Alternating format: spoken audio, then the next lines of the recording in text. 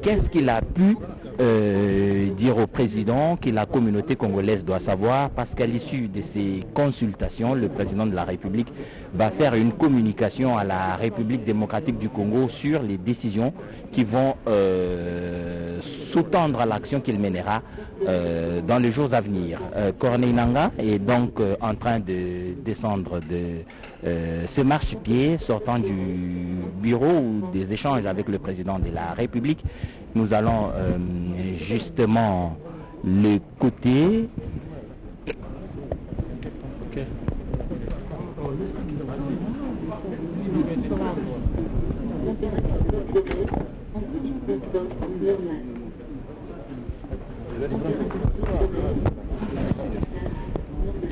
Vous êtes président de la commission.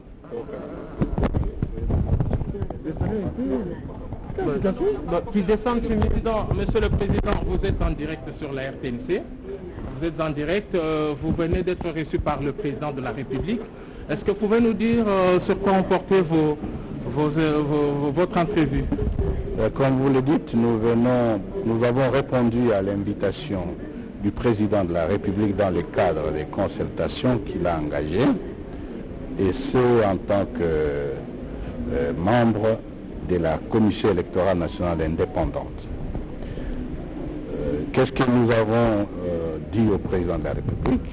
Il nous a donné la vision, c'est à quoi il s'attendait de ces consultations, et nous lui avons présenté premièrement la nécessité de la stabilité du pays et la paix.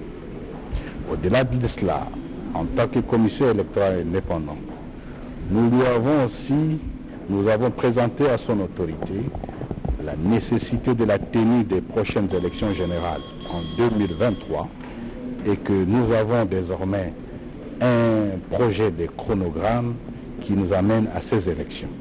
Mais bien entendu, il y a d'autres questions qui touchent le processus électoral en général, dont, disons notamment, les préparatifs et surtout l'assainissement de l'environnement avant tout préparatif de ce processus électoral. Monsieur le Président, en cas de dissolution de l'Assemblée nationale, est-ce que la CENI est prête à organiser des élections anticipées et combien ça coûterait?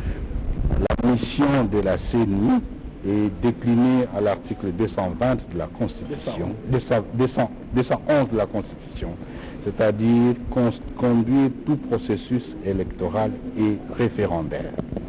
En cas d'absence d'une institution ou bien d'une institution élective, il appartiendra à la CENI d'organiser les élections.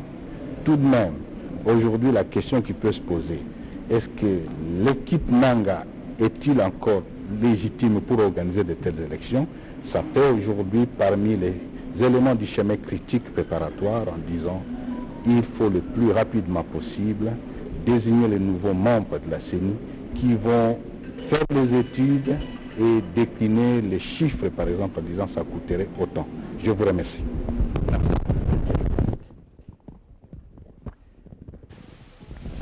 Vous venez de suivre le président.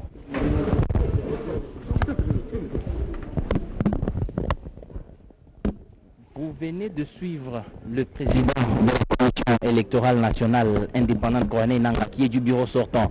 Il vient d'être reçu par le président de la République et il nous a livré le contenu de leurs échanges. Et sur une question d'indiscrétion, il a donné aussi son point de vue sur ce qu'il pense que cela devrait être. Si jamais on arrivait à l'hypothèse d'une dissolution de l'Assemblée nationale, il a dit qu'il s'est posé une question si lui, en tant que Corneille Nangaa et son bureau, qui sont arrivés en fin de mandat, sont encore les personnes sur lesquelles il faudrait se reposer pour organiser ce genre d'élections. Mais tout compte fait, la Commission électorale nationale indépendante et l'institution de la République chargée d'organiser les élections pour toute institution à mandat électif. Vous l'avez donc entendu, et dans quelques instants, le président de la République sur ce chronogramme des institutions qu'il reçoit, le CENSA est en train de se préparer pour que le président de la République, Félix Antoine Tshisekedi, le reçoive ici.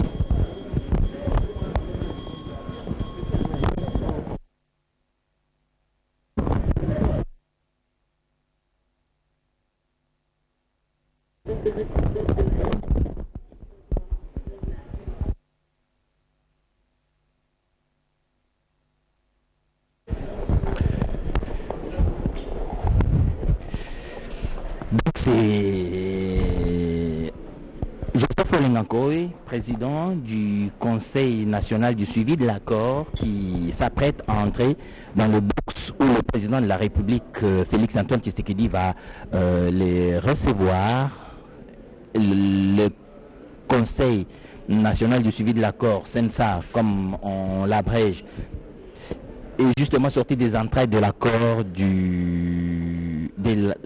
de 2016, fin 2016, décembre 2016, la Saint-Sylvestre. Les Congolais ont vu que leurs leaders politiques réunis sous les auspices de la CENCO ont signé un accord pour aller vers les élections de façon apaisée et tranquille. Ça s'est fait dans la suite d'une autre négociation qui avait eu lieu cette fois-là à la Cité de l'Union africaine, toujours dans la recherche de ce compromis politique qui devrait nous conduire aux élections démocratiques, apaisées et transparentes.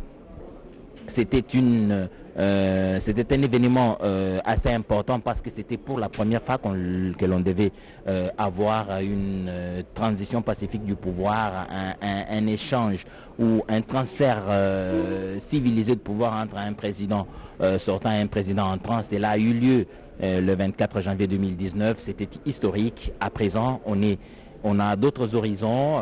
Le président de la République a fixé un autre cap. Nous devons avancer vite vers le développement, vers la sécurisation de la République démocratique du Congo. Il y a la partie est de la RDC qui est toujours en proie à l'activisme des groupes armés. Il faudrait mettre fin à tout ça. Il faudrait un engagement de tout Congolais. Il faudrait que chaque citoyen, en ce qui les concerne, apporte sa pierre à l'édifice. Et je crois que le président de la République, ayant constaté quelques divergences entre CACH et le FCC, la coalition qui dirige la République démocratique du Congo, avec un gouvernement qui, en son sein, a les membres du CACH et les membres du FCC, beaucoup de divergences de vues sur des questions importantes et cruciales même de la gestion de la RDC. Nous vous avons rappelé tout à l'heure au cours du discours du président de la République que nous avons remis pour vous remémorer. Il s'agissait de la diplomatie, de la territoriale, des questions de sécurité, plusieurs questions essentielles pour lesquelles les divergences persistaient et devenaient en tout cas un véritable goulot d'étranglement vers cet élan de développement de la République. Ainsi, le chef de l'État a décidé d'entamer ces négociations. Tout à l'heure, il venait d'échanger avec le président ou le bureau sortant de la Commission électorale nationale.